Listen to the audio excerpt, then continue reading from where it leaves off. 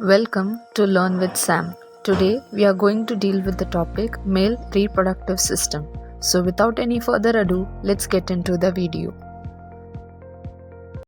The male reproductive system consists of the primary male sex organ testis and accessory ducts and glands.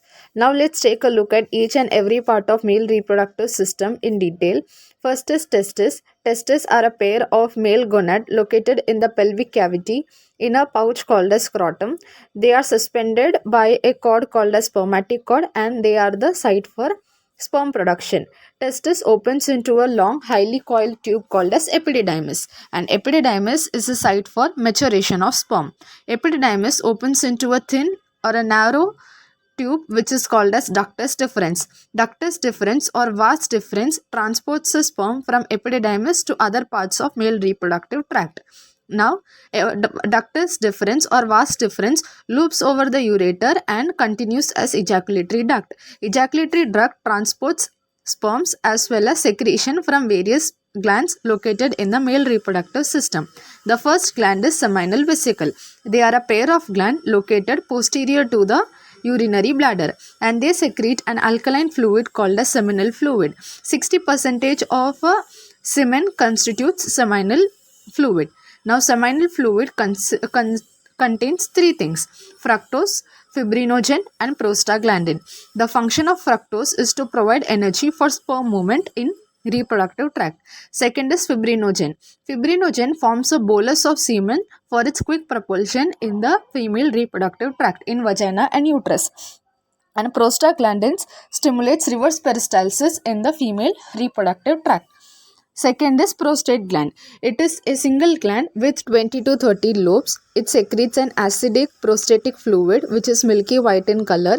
It contains citric acid and acid phosphatase. Acid phosphatase protects the sperm from the acidic environment or acidic pH of the vagina. Third is bulbourethral gland. It is also called as Cooper's gland. They are a pea-shaped gland located on either side of the ejaculatory duct.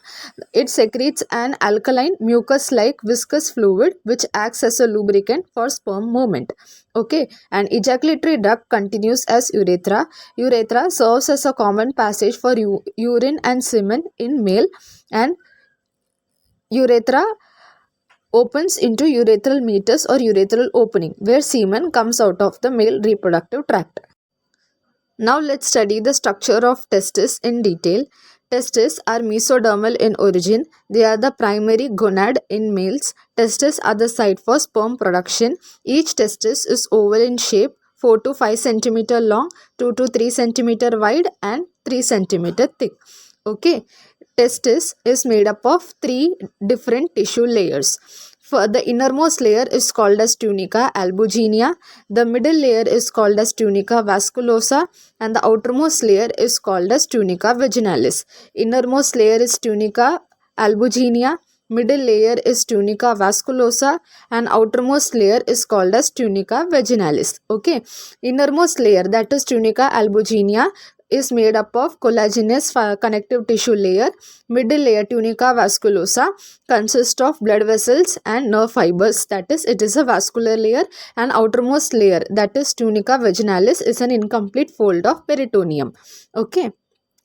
The innermost layer, tunica albuginea, divides the testis into many lobules called as testicular lobules. Within each lobule, there are 3 to 4 highly coiled tubules called as seminiferous tubules. And inside the tubules are 2 types of cells. First is primary germinal epithelium or spermatogonium, which are immature sperm cells, and Sertoli cells. Primary germinal epithelium or spermatogonium undergoes spermatogenesis or meiosis to form mature sperms, whereas Sertoli cells provides nutrition to the developing sperms. In between the seminiferous tubules, there are certain cells called as Leydig cells or interstitial cells. The Leydig cells or interstitial cells releases the male hormone androgen or testosterone. During early fetal life, testes develop in the abdominal cavity and they later descend into the scrotum, that is in the lower pelvic cavity, via a canal called as inguinal canal. Failure of testes to descend into the scrotum or pelvic cavity is called as cryptorchidism. This failure results in sterility in male.